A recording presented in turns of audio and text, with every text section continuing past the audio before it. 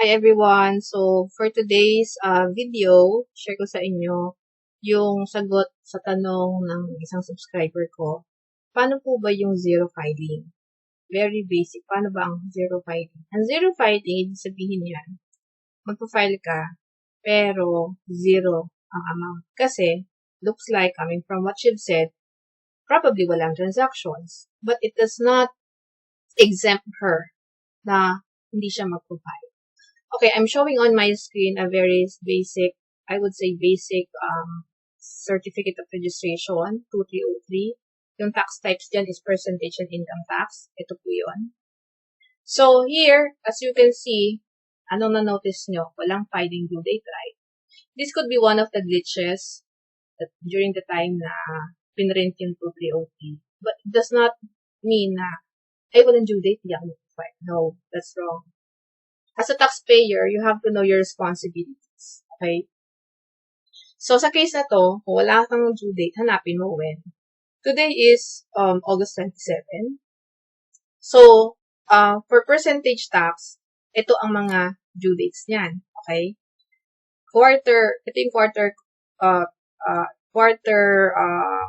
deadline. Okay? So, this percentage tax, from January to March, that's first quarter, ang deadline for filing is April 25. So, you can start preparing yung 2551Q mula April 1 to April 25. Do not beat the deadline because there are instances na nagkakaroon ng issues ang alin, ang EBIR form offline.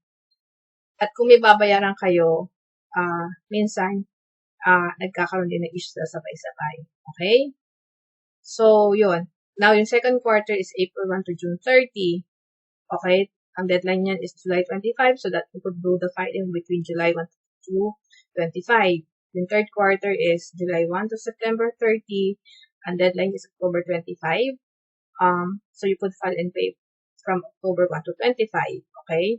And yung fourth quarter, October 1 to December 31. Ang deadline is January 25 next year. So, ang filing and payment mo, if may bayaran ka, January 1 to 25. Kung wala kang babayaran, magpa-file ka pa rin. Zero nga lang. So, I'll show it later, okay? Sa income tax din, ganon. Ito yung period covered, first quarter, second quarter, third quarter. So, magbigay ako ng example. What if yung date ng COR mo, June 29, magpa-file ka pa? 2 days lang, di ba? Maaring June 29 nga yung COR mo, natanggap mo naman siya, 'di ba? Siguro kasi banalikan mo, mga July 2 na, 'di ba? Pero natanggap mo siya ng July 2, covered ka pa rin eh. Kailangan mo pa rin mag-file. Kung nandoon sa COR mo yung 70, yung income tax return, tsaka 2551Q, okay? So, you still have to file, right? So, now, ngayon is August 27, may message ako natanggap. Paano yung zero filing? Mukhang late na ako. Late na nga po talaga. Kasi kung halimbawa percentage tax yan, dapat yan, na-file yan, noong July 25. At kung income tax return naman po yan, dapat August 15. Okay?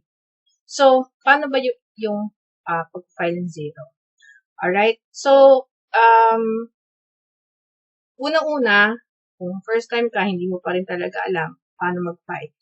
Punta ka sa EBIR form website. Ito.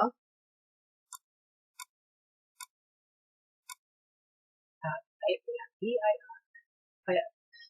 BIR.com. Okay? So, pagpunta mo dyan, punta ka sa bandang bottom, hanapin mo yung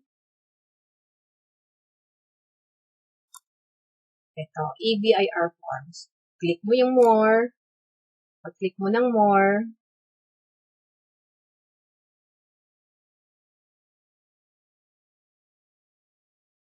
minsan, medyo matagal.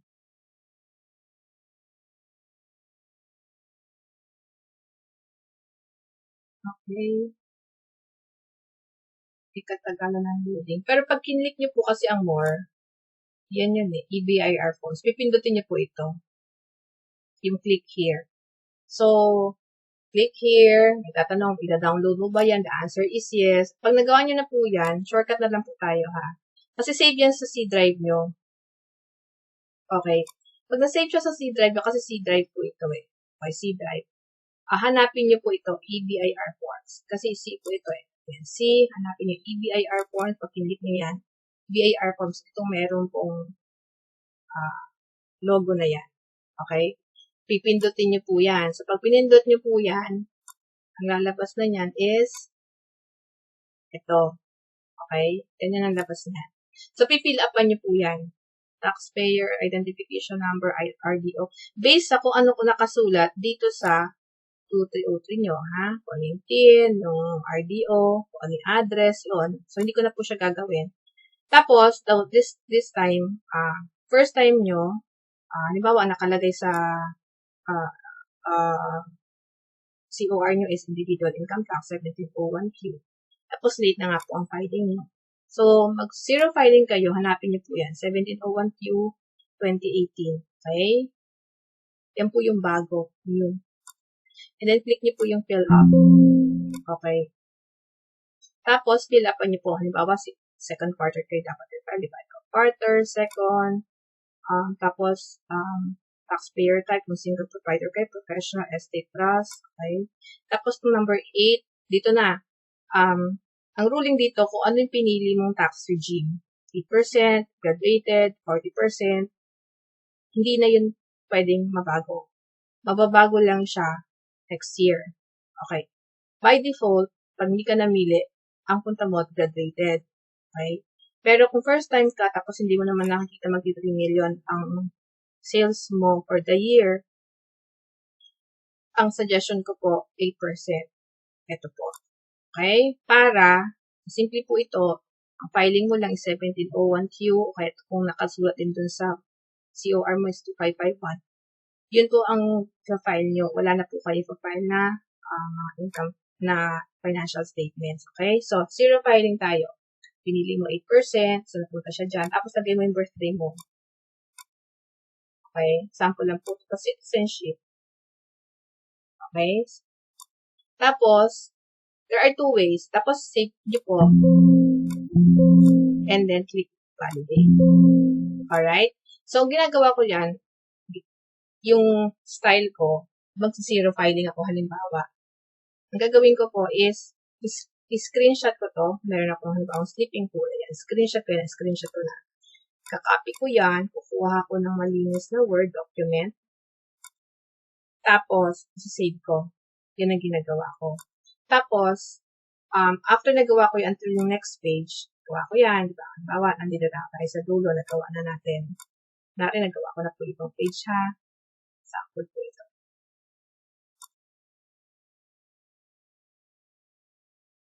Doon ko lang i-click yung submit final copy. Pag na-click ko na yung submit final copy, may lalabas na parang square katulad ng ganito. Katulad ng ganyan. So, i-screenshot ko rin po siya. Kasi nakalagay dyan kung anong tax form yung pinayad ko. Alright? So, screenshot ko din siya. Tapos, ilalagay ko siya dito. Sa sinave ko. Okay? Dahil late filing nyo, kasi sa sinave ko. So, hindi pa yun tapos. Hintayin nyo yung email na, di ba nilagay nyo dito sa, ito yung sample email address nyo. Hintayin nyo yung email makarating sa inyo. Alright? Makarating sa inyo. Tapos, screenshot nyo pa rin yun. Okay? Isisave nyo yan. Then, dahil late filing kayo, then you have to ask BIR na i-assess kayo. Kasi late filing yan eh. So, i-assess nila yan. Alright? Hindi ko alam kung 500 or 1,000. Okay? So, depende sa BIR na yan. Yun ang isang way na at least na-file nyo siya. So, that's for 1701. Ngayon, at least, save nyo na siya. Then, kunwari, yung kabanggaan niyan, na-file nyo pa kayo ng 2551. So, ito naman ang gagawin nyo. 2551. Yun po, 2551Q version 2018. Ito po yan. Fill up. Okay? Same procedure. Fill upan nyo siya. Ganyan yung calendar. December, tapos second quarter. Na-late po kasi syempre hindi pa nyo masyadong maalam, di ba po? Okay? Tapos dito ilagay nyo po yung 8%. Kasi remember, 8% po yung pinili natin sa 1701. Then, punta po kayo sa next. Ayun, wala po kayo ilalagay dyan kasi syempre nga zero filing. And then, click save. And then, click validate. Okay. Similar with ginawa natin kanina, get another Word document. Siyempre kasi ito 1701 ba? Then get another Word document. Pang 2551 naman po. Yun naman po ang inyo is gagawin. So, yun. Screenshot mo din siya ulit. Save nyo ulit sa bagong document. Okay? Tapos bago nyo i-click, pag nagawa nyo po yun, then i-click nyo sa final copy. Screenshot nyo yung makikita nyo square ulit. Parang ganyan. 2551 naman po nakalagay dyan. Hindi 1701. This is for sample purposes. So, save nyo yun. Tapos, wait for the email that will go to your mailbox. Screenshot nyo rin po yung notification. Wait, sample notification. Yung parang ganito po. Ayan. Yung notification yung matatanggap mo. This is for 1701. Pag 2551 naman po, meron din separate notification. Okay, meron ka rin. Nandiyan din nakasulat kung kailan natanggap ni BIR. And then, since late filing kayo, then you have to do yung mga pinrint yung records.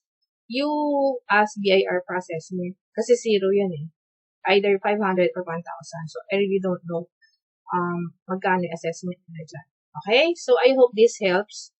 Okay, thank you.